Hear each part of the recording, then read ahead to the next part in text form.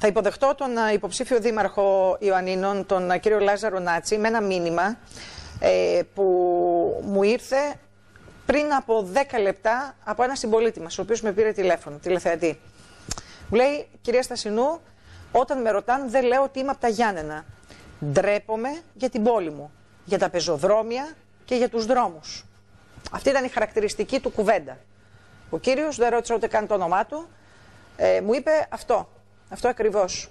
Εγώ νιώθω άσχημα να ντρεπόμαστε να λέμε για την πόλη μας. Καλωσορίζω τον κύριο Νάτση. Καλώς ήρθατε, κύριε Νάτση. Καλή επιτυχία σας εύχομαι καταρχήν, γιατί ξέρω ότι είστε στην διάρκεια ενός αγώνα. 60 μέρες, μετράμε αντίστροφα. Έχει και τα καλά του, δηλαδή θα είναι σύντομος. Θα προλάβει να κουραστεί πολύ ο κόσμος. Καλησπέρα για τους τηλεθεατές σας. Όσον αφορά την ερώτηση, δεν ξέρω τώρα με τι έννοια έθεσε το ερώτημα ο κύριος. Είναι λίγο υπερβολικό να λέμε ότι ντρεπόμαστε για την πόλη μας στα Γιάννενα. Η πόλη μας είναι μια πολύ όμορφη πόλη. Φυσικά υπάρχουν προβλήματα τα οποία πρέπει να αντιμετωπίσουμε, αλλά θεωρώ την αγανάκτηση λίγο υπερβολική. Λέτε ότι είναι υπερβολική. Εσείς, κύριε Νάτση, είστε υποψήφιος δήμαρχος, είστε ικανοποιημένος από την πόλη που ζούμε τα τελευταία χρόνια? Τώρα εδώ κάποιος μπορεί να πει όχι. Ναι. Αλλά όμως δεν είναι τόσο αρνητικό, τόσο βαρύ το κλίμα όσο το έθεσε ο συμπατριώτης μας πριν. Νομίζω ότι ήταν πράγματι υπερβολική η έκφραση. Δεν ξέρω τι τον ενόχλησε τόσο πολύ, πιθανά μια προσωπική εμπειρία, ίσως κάτι. Αλλά σίγουρα δεν μπορούμε να πούμε ότι είμαστε ευχαριστημένοι. Υπάρχουν πάρα πολλά προβλήματα και το ξέρουμε ειδικά σε αυτό το επίπεδο και για την πρόσβαση από δύο σκοπιές, να το πούμε έτσι, από δύο πλευρές. Η μία είναι από τα έργα που γίνονται ή που δεν έχουν γίνει ώστε να είναι προσπελάσιμα τα πεζοδρόμια για άτομα με ειδικές ανάγκες κλπ. Για μητέρες με τα καροτσάκια που έχουμε τα μόνιμα προβλήματα. Από την άλλη βέβαια είναι και από την πλευρά των ίδιων των πολιτών, ξέρετε, με το παράνομο παρκάρισμα που επιτείνουν ακόμα περισσότερο. Δηλαδή πρέπει να βλέπουμε και τις δύο πλευρές. Σίγουρα δεν είμαστε ευχαριστημένοι και πρέπει πάρα πολλά πράγματα να γίνουν σε αυτό το επίπεδο. Σίγουρα, και εγώ συνομιλώ καθημερινά και στη ραδιοφωνική μου εκπομπή, με παίρνουν οι επαγγελματίες οδηγοί, με παίρνουν κατά κύριο λόγο οι οδηγοί ταξί.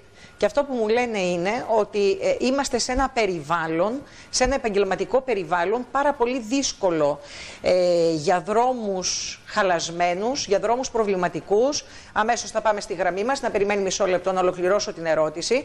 Δηλαδή μου περιγράφουν μια δύσκολη καθημερινότητα και οι πεζοί και οι επαγγελματίες οδηγοί.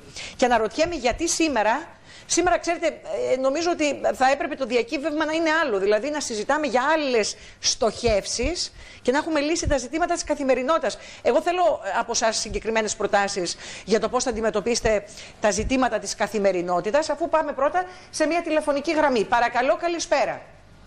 Ναι, γεια σας. Γεια σας. Συγγνώμη, θα ήθελα να ρωτήσω εάν εδώ στο συνοικισμό Φιλοθέης και Νέας Ζωής δουλεύει αυτή η εργολαβία για το αποχαιρετικό. Γιατί δεν ακούει τίποτα εδώ πέρα. Παιδιά, λίγο ήχο. Απλά σας παρακαλώ, εσείς χαμηλώστε την τηλεόρασή σας για να μην μας μικροφωνίζει και δυσκολεύουμε τους τηλεθεατές μας. Για να μου δώσουν και εμένα λίγο ήχο τα παιδιά εδώ. Φιλοθέη, λοιπόν, μου είπατε. Με ακούτε? Διακοπή, μάλλον. Μάλιστα. Θα κόπει και η γραμμή, προφανώς. Εκτός και αν πήγε ο κύριος πολύ μακριά για να χαμηλώσει την τηλεόραση. Έτσι, υπήρξε κάποιο πρόβλημα. Να το, θέλω να πω, κύριε Νάτση, εγώ το 90% των τηλεφωνημάτων και των μηνυμάτων που δέχομαι στην εκπομπή έχει να κάνει με την απλή καθημερινότητα των πολιτών. Εσείς πώς σκοπεύετε να αντιμετωπίσετε εάν θα είστε ο επόμενος δήμαρχος Ιωαννίνων? Ναι, η καθημερινότητα οπωσδήποτε έχει πάρα πολλές πλευρές και μερικές από αυτές είναι και οι δυσκολίες που αναφέρθηκαν πριν. Ένα άλλο σημείο είναι σίγουρα τα έργα που γίνονται αυτή την εποχή στην πόλη, που έχουν επιδεινώσει την κατάσταση και από ό,τι πληροφορούμε υπάρχει και πίεση να ολοκληρωθούν όσο γίνεται πιο γρήγορα, ίσως και για κάποιους λόγους προεκλογικής σκοπιμότητας. Σίγουρα όμως αυτές οι δυσκολίες έχουν να κάνουν με τεχνικές πλευρές. Και αυτές είναι αντιμετωπίσιμες. Στην καθημερινότητα βέβαια του πολίτη δεν είναι μόνο αυτά. Είναι η επαφή με τις δημοτικές επιχειρήσεις, είναι η επαφή με το Δήμο, είναι η δύσκολη καθημερινότητα της ανεργίας και ένα σωρό άλλα προβλήματα που υπάρχουν. Κοινωνική πολιτική νομίζω επίσης. Επίσης, δηλαδή η καθημερινότητα να μην την ορίζουμε μόνο στο επίπεδο αν έχει λακκούβες ή αν έχει... Είναι ένα σημαντικό κομμάτι, το λέω, που πρέπει να αντιμετωπιστεί και πιστεύω ότι σε αυτό το τομέα νομίζω και η προηγούμενη Δημοτική Αρχή κάνει κάποιες προσπάθειες, αλλά υπάρχει μια τεράστια δυσκολία όσον αφορά τα βασικά προβλήματα της χρηματοδότησης. Είναι πολύ εύκολο να γίνουν κάποια έργα μεγάλα, όπως βλέπετε, αποχέτευση, ίδρυυση, τα οποία ανοίγουν και πληγές κατά κάποιο τρόπο. Κλείνουν πολλές φορές, όσο τεχνικά καλά και να είναι, μετά από κάποιο χρονικό διάστημα δημιουργούνται προβλήματα. Το βασικό μας πρόβλημα είναι ότι με το να έχουν περιοριστεί οι χρηματοδοτήσεις στο 60%, όπως ξέρετε, να έχει μειωθεί το προσωπικό και να μην υπάρχει δυνατότητα καθημερινής παρέμβασης των συνεργείων ώστε να διορθώνουν τα μικρά προβλήματα που παρουσιάζονται, η έλλειψη των πόρων, η έλλειψη προσωπικού και η αποδοχή αυτής της κατάστασης γυρίζει μπούμεραγκ απέναντι στον οποιοδήποτε δήμαρχο. Μάλιστα. Πάμε λοιπόν στη γραμμή μας, η οποία αποκαταστάθηκε, με ενημερώνουν τα παιδιά, για να ολοκληρώσει ο φίλος πολίτης. Παρακαλώ, καλησπέρα. Ναι, καλησπέρα. Πέστε μου λοιπόν. Θα ήθελα να ρωτήσω αν εδώ στο συνοικισμό Φιλοθέης και Νέας Ζωής, ναι, ή αν δουλεύει το αποχετευτικό δίκτυο. Δεν υπάρχουν ούτε μηχανήματα, τίποτα. Ήταν κάτι, πιάνα μηχάνημα, μια τσάπα, πάει και αυτή την πήραν από εδώ. Δουλεύει αυτό το πράγμα ή όχι? Γίνονται εργασίες στην περιοχή σας? Πριν ένα μήνα γινόταν, τώρα δεν γίνονται τίποτα. Τώρα σταμάτησαν, μου λέτε? Δεν βλέπω τίποτα, ναι. Εσείς δεν έχετε προφανώς αποχετευτικό? Δεν υπάρχει εδώ στη Νέα Ζωή, όχι. Μάλιστα. Να σας ευχαριστήσω πολύ για την παρέμβασή σας. Γεια, ευχαριστώ. Να είστε καλά, σας ευχαριστώ πάρα πολύ. Να μην με έχουν μπερδέψει μερικοί με το Δήμαρχο, μάλλον. Μπορεί να σας θεωρούν ενδυνάμει. Ναι, ενδυνάμει, ναι, ας πούμε έτσι. Προφανώς κάποια έργα γίνονται εκεί από τις υπηρεσίες.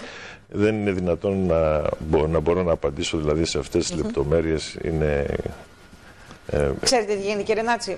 Λέμε, εντάξει, εγώ δεν θα πω ούτε αν τα έργα που εκτελούνται και είναι σε εξέλιξη αυτό το διάστημα είναι προεκλογικά ή όχι. Αυτό ας το κρίνει ο πολίτης. Μπορεί να είναι και τελείως συγκυριακό. Μπορεί και να είναι και προεκλογικά. Εν πάση περιπτώσει, νομίζω ότι αυτό τώρα μικρή σημασία έχει. Εγώ νομίζω ότι όταν ο πολίτης βλέπει ότι γίνεται ένα έργο, θα δεχτεί και την ατσαλιά, θα δεχτεί και τις παρενέργειες. Έργα χωρίς παρενέργειες δεν γίνονται. Απ' την άλλη όμως, αυτό που μου κάνει εντύπωση, ναι, παιδιά, αμέσως, αυτό που μου κάνει εντύπωση είναι το γεγονός ότι σκαλίζουμε πολλές φορές ή αφήνουμε πράγματα. Να σας πάω στην οδό Ανεξαρτησίας, που πραγματικά εκεί έγινε ένα έργο. Μπορεί να διαφωνεί κανείς ενδεχομένως με την αισθητική του. Μπορεί να διαφωνεί, αλλά είχε γίνει ένα έργο. Στη συνέχεια πάμε για άλλες παρεμβάσεις και αφέθηκαν πραγματικά σαν βομβαδισμένο τοπίο. Είναι το μόνιμο πρόβλημα το οποίο υπάρχει σε όλη τη χώρα και προφανώς και στο Δήμο μας, ο ένας να ξυλώνει, ο άλλος να ράβει, να το πούμε έτσι. Υπάρχει αυτό το πρόβλημα και στο επίπεδο του Δήμου μπορούν να γίνουν βελτιώσεις. Υπάρχει μια, ας το πούμε, έλλειψη συγχρονισμού ανάμεσα στη ΔΕΙΑΗ και στις υπηρεσίες του Δήμου. Θα πρέπει δηλαδή με ένα καλύτερο συντονισμό να μπορέσουν να αντιμετωπίζουν αυτά τα προβλήματα. Και αυτό μέχρι τώρα πολλές φορές... Υπάρχουν και εσωτερικά προβλήματα στις υπηρεσίες, από ό,τι έχω διαπιστώσει, συνεννόησης ή ευκολίας ή προγραμματισμού με τους εργολάβους, με αποτέλεσμα να επαναλαμβάνεται αυτό. Δηλαδή το συζητάμε αυτό εδώ και πάρα πολλά χρόνια χωρίς να μπορεί να αντιμετωπιστεί. Σημασία ότι κάποια στιγμή θα πρέπει να δώσουμε λύσεις, κύριε Νάτση. Δηλαδή σίγουρα, τις υπηρεσίες, για τις υπηρεσίες υπάρχει πολιτικός προϊστάμενος. Θα πρέπει να τις συντονίσει. Και ακριβώς εδώ πέρα είναι το θέμα, ότι πρέπει να υπάρξει, ας πούμε, συντονισμός όλων αυτών των δραστηριοτήτων από ένα κέντρο, ώστε όσο το δυνατόν να μειωθούν αυτές οι παρεμβάσεις. Υπάρχουν μερικές οι οποίες είναι υπερβολικές, δηλαδή τη μία εβδομάδα να σκάβουν και την άλλη να επιδιορθώνουν και την άλλη να επανέρχεται το άλλο συνεργείο να ξανασκαβεί, η συνεργασία με άλλες υπηρεσίες όπως είναι η ΔΕΗ, παραδείγματος χάρη ο ΟΤΕ, που υπάρχουν και από εκεί προβλήματα. Σίγουρα αυτό πρέπει να υπάρχει ένα ενιαίο κέντρο που να φροντίζει όσο γίνεται να αποφεύγονται, γιατί και το κόστος είναι μεγάλο. Βέβαια, πάντα δεν είναι όλα εύκολα και μπορώ να σου πω και κάτι άλλο. Αν παραδείγματος χάρη έχεις ένα έργο που τρέχει, χρηματοδοτείται και θέλεις να το προχωρήσεις και να τελειώσεις, η καθυστέρηση αυτή μέχρι να έρθει και το επόμενο συνεργείο και το επόμενο ώστε να ολοκληρωθεί η δουλειά γίνεται υπό την πίεση των περαστικών, υπό την πίεση των καταστηματαρχών πολλές φορές, διότι θα πρέπει περισσότερο χρόνο για να ολοκληρωθεί και εκεί η πίεση είναι μεγάλη λόγω καταστημάτων. Όλα αυτά βλέπετε ότι χρειάζονται λοιπόν μια διαφορετική διαχείριση και βέβαια πρέπει όμως οπωσδήποτε στο επίκεντρο της δουλειάς της Δημαρχίας πρέπει να μπει το θέμα να μειωθούν οι χρόνοι αυτοί και όσο το δυνατόν καλύτερα να αντιμετωπιστεί το πρόβλημα της ασυνέχειας αυτής των έργων. Μάλιστα.